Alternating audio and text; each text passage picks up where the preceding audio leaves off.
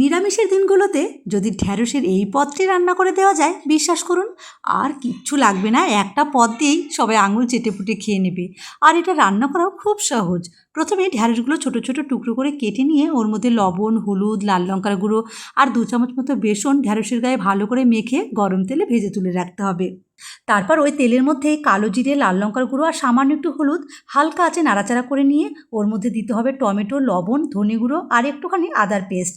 এবারে মশলা ভালো করে কষিয়ে নেবার পর মিক্সিং জারে সর্ষে, পোস্ত, কাঁচা লঙ্কা, লবণ, টক দই সামান্য জল দিয়ে পেস্ট করে নিয়ে মশলার মধ্যে ঢেলে আবার একটু কষাতে হবে যতক্ষণ না মশলা থেকে তেল ছাড়ছে। আর এই সময় গ্যাসের ফ্লেমটা লোতে রেখে একটু নাড়াচাড়া করে ভালো করে মিশিয়ে নিতে হবে।